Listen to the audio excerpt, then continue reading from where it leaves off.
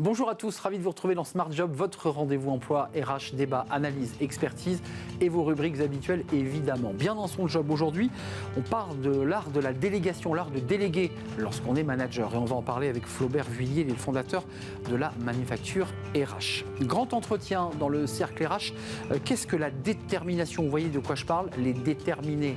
Nous accueillons Moussa Camara, le fondateur de cette association engagée pour accompagner, pas seulement d'ailleurs les jeunes des quartiers de banlieue, mais aussi les jeunes des zones périurbaines et rurales pour leur donner confiance. On l'accueille.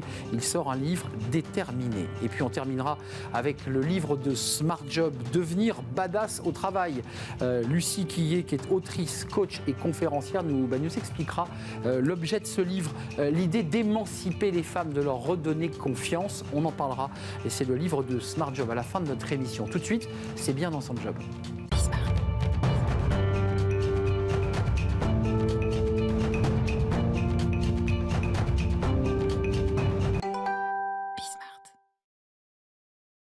Bien dans son job, l'art de déléguer, l'art de la délégation. On en parle avec Flaubert Vuillier. Bonjour Flaubert. Bonjour Arnaud. Ravi de vous accueillir, Merci. fondateur de la manufacture RH. Alors ça c'est un sujet que vous malaxez depuis un certain temps sur notre plateau, mais là vous l'approfondissez. C'est quoi l'objectif? C'est déléguer pour obtenir quoi? Le meilleur des autres? Déléguer déjà, c'est pas perdre le pouvoir. Certains peuvent se dire « Ah, je vais perdre un peu de mon petit pouvoir ». Non. Déléguer, c'est développer les leaders de demain, ceux qui vont grandir, prendre ma place potentiellement, faire grandir l'organisation, développer les résultats, c'est ça déléguer. Attendez, ce qui est intéressant dans ce que vous développez aussi, c'est que souvent le manager qui monte, c'est le super bon technicien. Et en fait, c'est déjà originellement une erreur. Ça, c'est un vrai constat. On a tendance à dire « Tiens, Arnaud, c'est un bon technicien, je vais le nommer patron de l'équipe. Je vais lui donner une équipe à manager. » En fait, on regarde ça sous le prisme de la technicité. Mais on a juste oublié certaines choses. Déjà, on ne fait pas vraiment accompagner la personne. Ça pourrait être une bonne idée de faire accompagner un nouveau manager. Deuxièmement, on n'a pas regardé ça sous l'angle management. Est-ce que humain, est-ce qu'il a une capacité à embarquer une équipe? Est-ce qu'il a du leadership?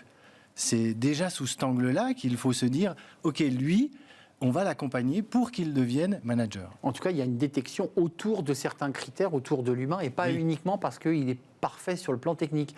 Puis un autre sujet que vous soulevez, que je trouve là aussi très intéressant, c'est qu'on vous dit souvent, tiens, Flaubert, tu vas être manager, mais tu vas continuer à faire ton travail. C'est un peu la suite de ce qu'on vient de se dire. C'est-à-dire qu'on dit, tu es un bon technicien, tu vas garder ce que tu fais de technique. D'ailleurs, souvent, la personne va garder ce qu'elle aimait faire avant, ça la rassure, c'est sa zone de confort.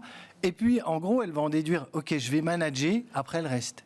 En gros, je vais manager en fin de journée, quand je suis fatigué. Le vendredi à 16h, quoi. Voilà, ou je ne vais pas le faire du tout. Donc, non, manager, déjà, c'est une compétence. Le management, c'est une compétence. Et deuxièmement, être manager, c'est un métier.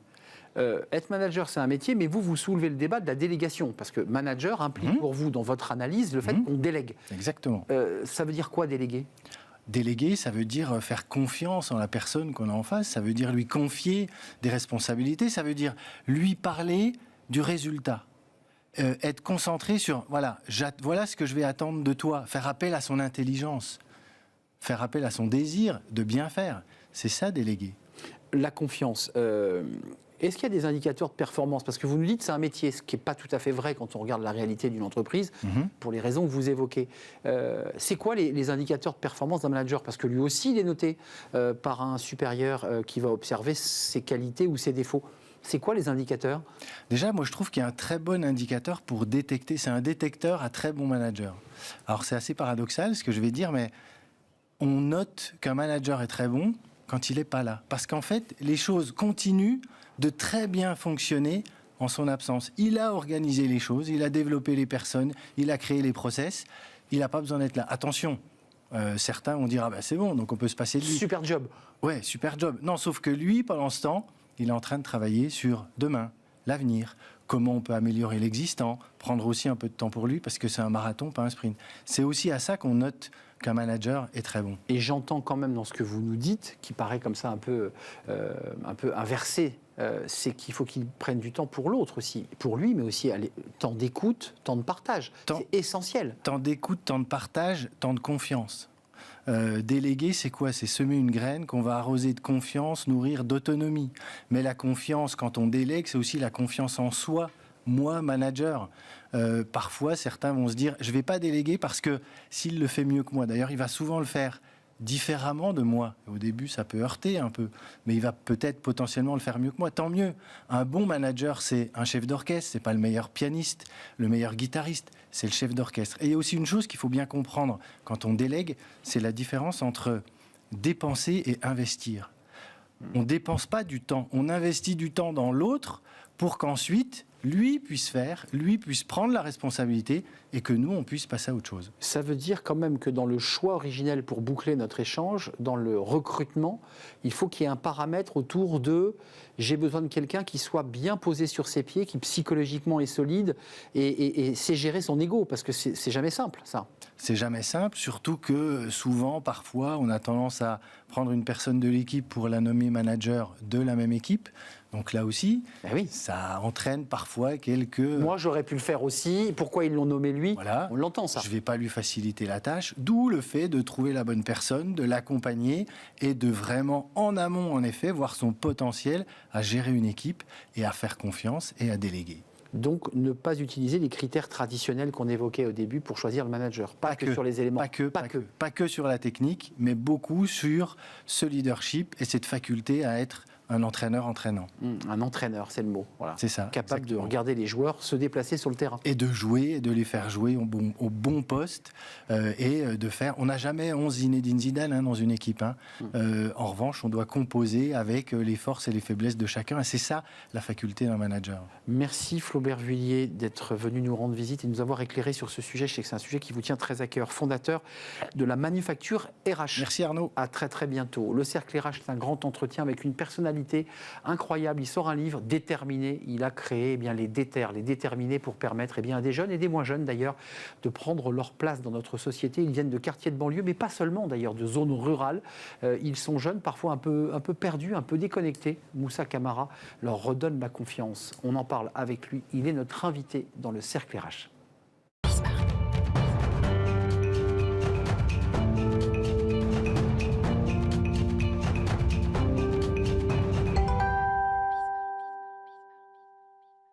Le Cercle RH est un grand entretien aujourd'hui avec une personnalité, un parcours, une histoire, un destin aussi d'ailleurs.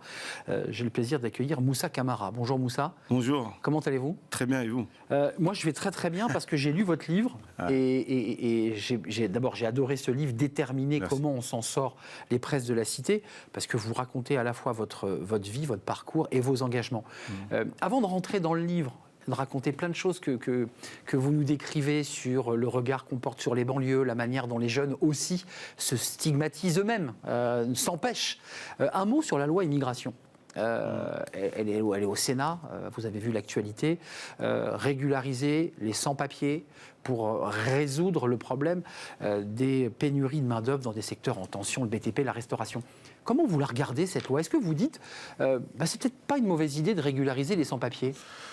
Déjà, moi je pense que c'est pas une mauvaise idée de régulariser les sans-papiers, parce que si ça permet de créer en fait un vivier qui peut aussi venir contribuer à l'effort collectif que nos entreprises ont du mal à pouvoir recruter dans certains secteurs d'activité, à l'aube des JO, on aura pas mal de besoins.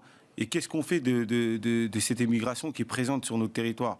On l'expulse, maltraité parfois. Moi, je préfère qu'on la forme, qu'on les accompagne surtout à avoir un métier professionnel et qu'ils puissent s'émanciper économiquement, parce que je pense que c'est la clé d'intégration, on va dire, pour ces populations, c'est le travail.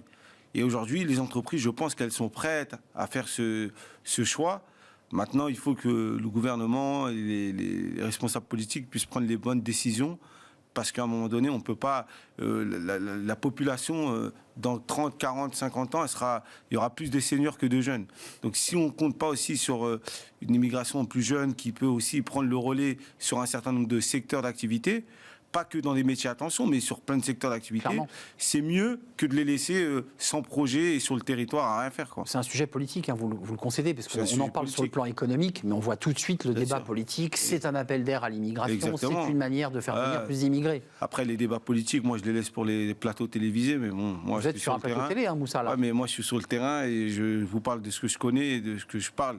Et c'est vrai que ce sujet-là, c'est un sujet qui crée débat parce que je pense que, voilà, plus le pays connaît des problématiques économiques, plus ça crée des tensions là où il n'y en avait pas à l'époque. Revenons à votre parcours et déterminer et l'association, le mouvement que vous avez créé, parce que c'est aussi un mouvement qui draine, qui accompagne, qui forme, parce que c'est aussi un énorme enjeu, les déterminés, les déterres. Comment vous expliquez votre, je mets des guillemets, mais votre réussite? Elle vient d'où? Elle part d'où? Comment j'explique ma réussite? Si je peux parler de réussite, moi, c'était l'action collective qui m'a motivé. C'était celle de l'action associative, entrepreneuriale. À Cergy, hein, ça démarre À à Cergy, ça a démarré. Et c'est ce qui m'a poussé à faire des rencontres. Moi, comme je le dis, je ne suis pas un génie. Je ne me suis pas fait tout seul. Mais par contre, je me suis fait au gré des rencontres, aux opportunités, à la confiance que j'ai su créer et aux passerelles aussi que j'ai mis en place entre deux mondes qui parfois ne se parlaient pas. Et du coup, ça a été ça un peu mon parcours. Et mon parcours, c'est celui aussi de milliers de personnes qui parfois peuvent, comme moi, je me suis senti bloqué par quelque chose. Et je me suis dit finalement, non, je ne vais pas me sentir bloqué et que j'avais aussi ces capacités d'aller voir plus loin, d'aller faire plus et de construire mon propre avenir. On va parler de vous comme entrepreneur. Vous ne l'êtes plus aujourd'hui, vous êtes 100% sur les déterminés, parce que ça vous occupe. Mais c'est une entreprise. C'est une entreprise. C'est la même chose, en fait. Bien sûr, c'est la même chose. C'est quoi les mots que vous donnez, parce que ça passe aussi beaucoup par l'attitude, parce que vous êtes dans votre personnalité. Qu'est-ce que vous leur dites à ces jeunes? Parce qu'on parle des Tours de France, on va parler des villes rurales, il n'y a pas que les banlieues, les HLM, mais tous ces jeunes qui ont envie et qui n'osent pas, il y a le plafond de verre. Qu'est-ce que vous leur dites? C'est jeune et c'est moins jeune, parce qu'on accompagne, voilà, aujourd'hui on a la chance d'accompagner différentes générations. Et moi, ce que je leur dis, c'est surtout que là où vous êtes, ce que vous allez faire, vous n'avez rien à perdre. Je pense qu'on est dans le meilleur pays pour pouvoir entreprendre. On reste quand même, on risque pas de se retrouver à la rue parce qu'on entreprend. Et ça, c'est bien de le dire. D'ailleurs, dans le livre, vous le racontez, excusez-moi, vous partez à Washington, vous ne maîtrisez pas la langue, c'est un peu le hasard. C'est un peu le hasard. Et puis vous êtes dans une famille, ça se passe super bien, les gens vous accueillent bras ouverts, et puis à un moment donné, vous vous retrouvez dans le ghetto de Washington. Washington, c'est pas que la Maison Blanche. C'est pas que la Maison Blanche. Et là, vous prenez une claque. Ouais, parce que je me suis rendu compte que là-bas, ils n'avaient aucune chance de pouvoir s'en sortir.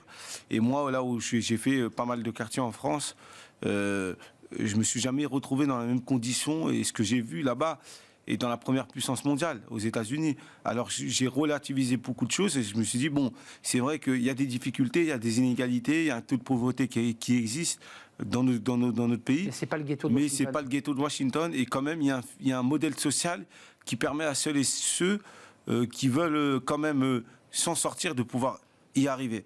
Et après, il faut créer les outils. Et nous, les déterminés, on a un peu ce rôle-là. Je le dis et je le répète beaucoup, c'est qu'il y a beaucoup de personnes et beaucoup de jeunes qui pensent que dans notre pays, il y a trop de voies de garage. Ce que moi je dis, c'est qu'il n'y a pas assez de pistes de décollage. Et il faut qu'il y ait plus de pistes de décollage pour toutes celles et ceux qui ont l'impression qu'ils ne peuvent pas forcément réussir dans notre pays. J'ai beaucoup travaillé sur le terrain avant d'être présentateur de télé. En banlieue, quand on rencontrait des jeunes, ils nous parlaient de cette voie de garage qui était à l'origine, il faut le dire, une très mauvaise orientation. On aiguillait un gamin en mécanique générale, en blanchisserie. C'était des métiers qu'ils ne voulaient pas faire et au bout d'un an, ils avaient abandonné et on les retrouvait dehors. Ouais, mais en même temps, parfois, on les orientait dans des filières où, à l'arrivée, il y avait très peu d'opportunités d'emploi. Clairement. Quand on forme des assistants gestionnaires de RH ou de paye ou des trucs, le taux d'employabilité à la sortie il est très faible. Alors je préfère qu'on dirige des jeunes vers des métiers de mécaniciens, de techniciens, de maintenance, ou dans des métiers industriels, où là, il y a vraiment des opportunités d'emploi qui sont très bien payées. Par contre, il faut faire un travail d'orientation et de sensibilisation. Et ça, c'est ce qu'on fait très tardivement. Et c'est pour ça, pour moi, il faut que le lien école-entreprise soit beaucoup plus fort. Il faut qu'on arrive aussi à faire de la pédagogie, à faire de la sensibilisation auprès des parents pour expliquer les opportunités d'emploi qu'il y a. Et c'est pour ça que moi, j'ai fait du lycée pro. Je sors du lycée pro. j'ai fait de la comptabilité. Parce que j'avais pas d'autre choix. Ça vous sert encore ou pas d'ailleurs? Vous en gardez quelque chose? J'en garde quelque chose rapide, mais c'est pas ce que je voulais faire en réalité. Ouais. Et en fait, on m'avait pas présenté. Mais par contre, si on m'avait présenté les perspectives d'évolution de carrière dans des métiers de plomberie, dans des métiers de chaudronnier, dans des métiers de soudeur, dans plein de secteurs, peut-être plus. Peut-être que je serais allé parce qu'aujourd'hui, je vois les opportunités et les besoins qu'il y a dans ces secteurs d'activité. Ça veut dire l'orientation, il compte beaucoup. Mais malheureusement, ces voies, ces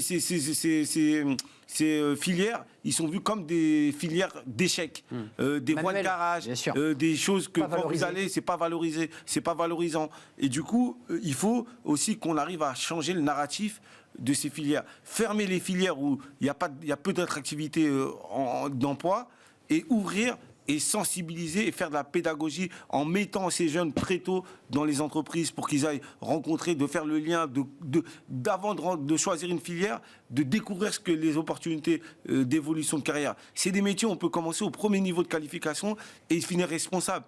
Mais on n'en parle pas assez. C'est des métiers qui sont quand même, pour la plupart, bien payés. Malheureusement, on n'a pas cette information-là. C'est un trait d'humour, ça va vous faire sourire, mais vous parlez comme un ministre.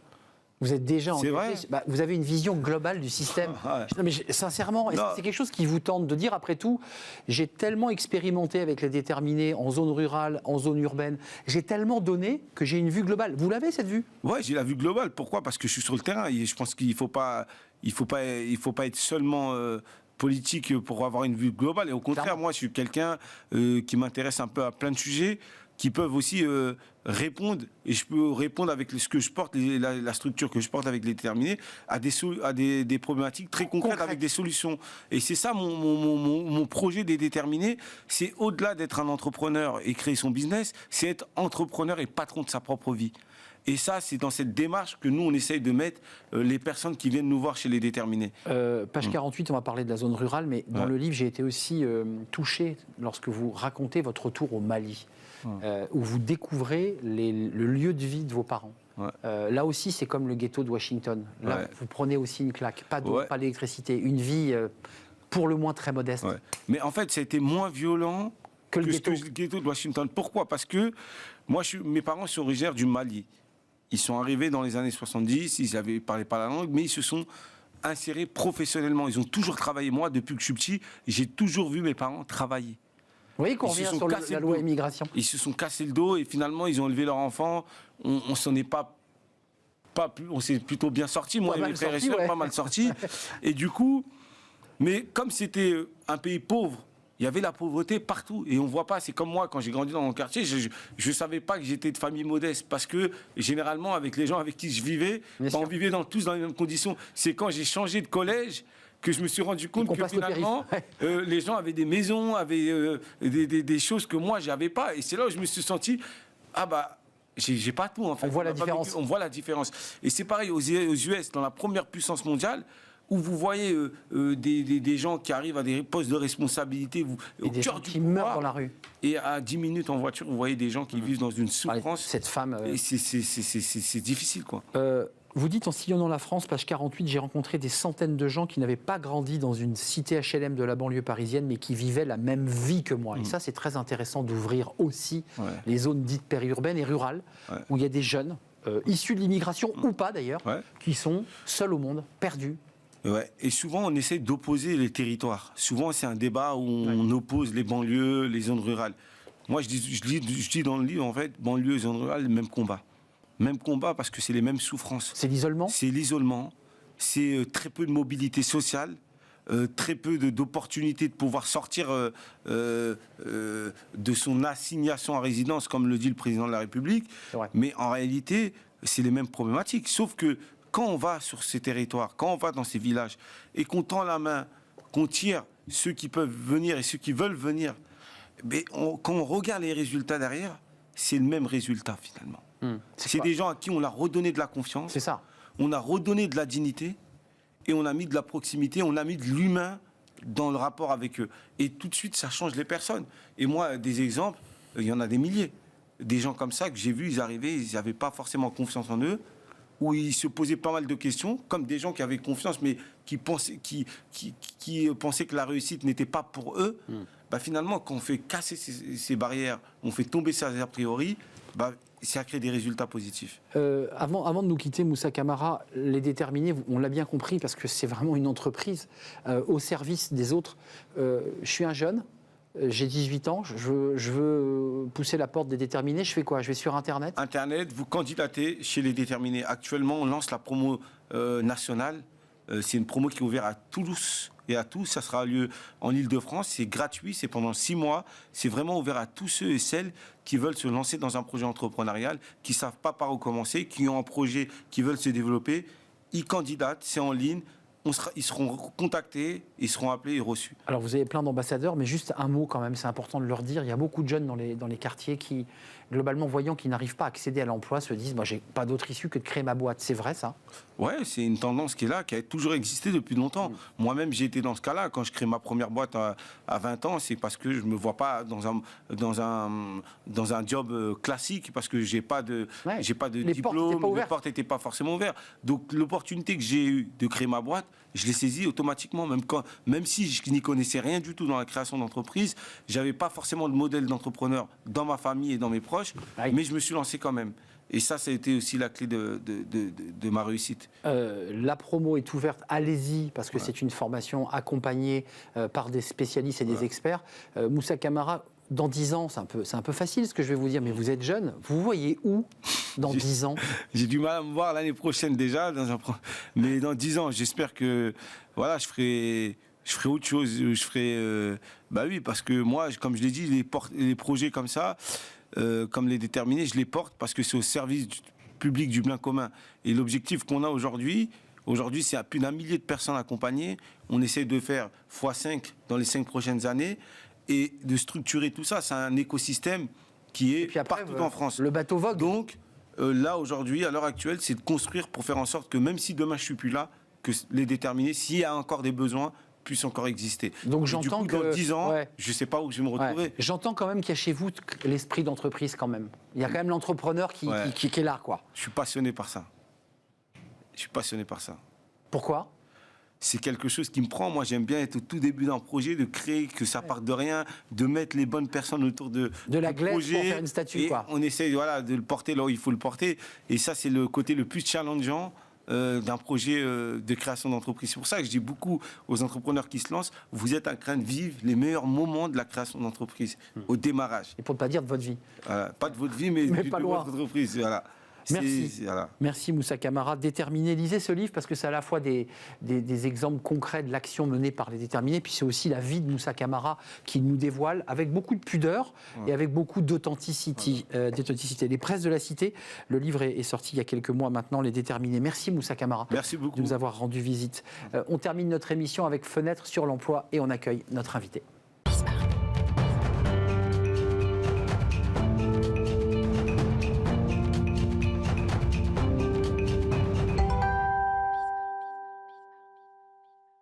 Le livre de Smart Job pour parler des femmes au travail, de leur confiance au sein d'une entreprise, à travers ce livre écrit par Lucille Quillet, Devenir badass au travail, le guide ultime pour en finir avec le syndrome de l'impostrice, édition Diathéno.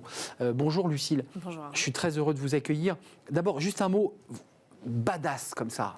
Oui. C'est un choix radical que vous faites dans le titre. Oui, c'était pour y aller concrètement, clairement, direct. Alors, souvent, on me demande qu'est-ce que ça veut dire. Je suis allé voir la définition. Badass, alors. C'est des femmes qui ont une sorte de courage. Alors, c'était d'abord attribué aux hommes, et puis ça a été ensuite attribué aux femmes. Voilà, badass, on traduit souvent par dur à cuire. Ouais.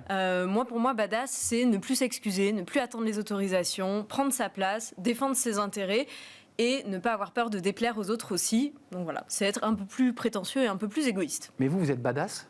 J'essaye d'être badass, oui, évidemment. J'essaie d'appliquer ce que je conseille aux autres un peu tous les jours. Alors quand on est une femme et qu'on a grandi avec une certaine éducation, c'est des exercices au quotidien parfois. Voilà, c'est pas toujours facile de déconstruire les biais qu'on a eus, les stéréotypes qu'on a intégrés. Mais être badass, c'est complètement possible. C'est de l'éducation au quotidien, des petits exercices, aussi comprendre un peu les biais qu'on a intégrés avant pour pouvoir mieux du coup revenir en arrière et se décomplexer. Moi, il y a une partie qui m'intéressait, alors peut-être parce que c'est mon tropisme personnel, mais vous donnez des conseils même sur la manière de formuler les choses, quoi. Genre, excusez-moi, je suis en retard, merci pour votre patience. Oui, je me permets de vous écrire. Ça, c'est je quand vous on écrit des mails, voilà, il faut toujours se relire et corriger parce qu'en fait, on va employer des expressions. Alors moi, je suis un homme, je suis pas très badass, mais en même temps, je fais ça parfois. Ah, bon ben, ça peut être utile. Je vous autorise à le faire. Il n'y a pas de souci. Non, ça peut être utile à tout le monde. En fait, c'est des expressions qui vont minimiser notre travail, qui vont nous mettre dans une position de personne autorisée qui s'excuse de déranger, alors qu'en fait, on fait juste bien notre travail, on est légitime à poser ces questions, à écrire ce mail, à contacter telle personne. Il n'y a pas à s'excuser, à oser, oui, à oser. Mais tout simplement. Vous qui avez une vue aussi d'experte sur ce sujet, parce que le livre à la fois offre de l'expertise, mais aussi des choses très pratiques, des encadrés. Oui. Vous donnez vraiment les formules qu'il faut donner, on vient de l'évoquer. C'est quoi? C'est la culture familiale, c'est 1000 ans d'histoire de relations entre les hommes et les femmes qui ont fait que les femmes sont aujourd'hui comme ça et que c'est dur de s'émanciper? Ça vient de l'éducation qu'ont reçue les petites filles, et moi y compris, et pourtant je ne suis pas très très vieille, mais de rester à sa place, de vouloir plaire aux autres, de rester sage, gentille, et d'être aussi dans le care, d'être dans le service aux autres, ce qui fait que les femmes au travail, elles vont vouloir rendre service, elles vont vouloir passer pour les filles sympas. Moi, c'est ce que j'appelle le syndrome de la miss, on a envie d'être appréciée par les autres, et ce qui fait que parfois on se dit, je ne vais pas oser demander une augmentation de salaire parce que j'ai pas envie que les autres pensent que je travaille pour l'argent. Moi, ça me stupéfie toujours. On travaille tous un petit peu pour l'argent. Il n'y a pas de honte, à avoir. Et puis les femmes, elles vont aussi beaucoup plus douter de leur légitimité. De la place qu'elles ont. Est-ce que je mérite d'être là? Est-ce que c'est dû au hasard? Est-ce que je suis pas là juste par chance? Et ça aussi, c'est qu'elles sont très perfectionnistes. Elles se remettent beaucoup en question. Elles se responsabilisent beaucoup à la place des autres, plus que les hommes. Ce qui fait que du coup, quand elles démarrent dans la vie active, elles ont un peu quelques mètres de retard sur la ligne de départ. Là aussi, page 108, vous faites un petit focus sur les femmes à qui on coupe la parole en réunion. Oui. Et ça, vous devez les croiser parce que vous êtes coach. Oui. Et que cette chose-là, vous l'entendez tout le temps. Oui. J'ai essayé, mais j'ai pas pu. Oui. On m'a pas laissé le dire. La réunion se terminait, on m'a dit au revoir. Voilà. Enfin, comment on s'impose là? Comment on fait là? Alors déjà, notre parole est légitime. Il n'y a aucune raison que quelqu'un nous coupe la parole. Donc on peut dire très calmement, très posément, je vais terminer ma phrase et ne t'inquiète pas, tu pourras finir ce que tu as à dire après, mais je vais d'abord terminer mon idée. C'est bien aussi de se soutenir entre femmes. Quand vous avez une collègue qui se fait couper la parole, n'hésitez pas à intervenir, à dire mais en fait, l'idée de Martine m'intéressait, j'aimerais l'entendre jusqu'au bout. Merci de la laisser terminer son idée. Et puis un peu plus loin, c'est le chapitre 3, vous pouvez être très compétente, mais sans bonne relation avec vos pairs, vous privez votre carrière de ressources précieuses. À l'inverse, croire que, alors ça c'est une phrase qui est assez forte, croire que vos collègues sont vos amis est une erreur qui vous mènera droit dans le mur. Qu'est-ce que vous voulez dire par là? Toujours garder la bonne distance? Oui, voilà, ne pas vouloir à tout prix être apprécié par ses collègues. On n'est pas là pour se faire des amis, on est là pour travailler. On a la famille, on a nos amis dans notre vie personnelle, mais souvent au travail, on a envie de bien s'entendre avec ses collègues, on a envie d'être apprécié, et du coup, on va pas oser dire non au moment de rendre un service, on va dire, moduler un peu son comportement pour plaire, pour être apprécié, et ça, du coup, ça fait que c'est plus difficile de défendre ses intérêts, de défendre ses intérêts et de faire respecter ses limites. Merci Lucille Quillier. Le prochain livre, c'est quoi? Parce que vous aviez fait un best-seller qui était Le Prix à payer. C'est quoi le prochain bouquin? C'est une surprise. La surprise. Voilà. Eh bien, vous reviendrez nous en parler de cette surprise. Merci beaucoup. Merci d'être venu sur notre plateau. Devenir badass au travail, édition Diathéno. C'est pas que de la théorie, c'est de la pratique. Ce sont des outils pratiques qui vont vous accompagner pour devenir solide, costaud. Solide, des conseils concrets. Merci Lucille de nous avoir accompagnés pour le livre de Smart Job. L'émission est terminée. Évidemment, on se retrouve très très prochainement. Merci à toute l'équipe. Merci à Lucille. À Alice, lapsus, Lucille elle est avec moi, Alice à la réalisation, merci à Saïd pour le son et merci à l'équipe de programmation Nicolas Juchat et Alexis que je n'oublie pas, je vous salue, merci pour vos messages et votre fidélité, à bientôt.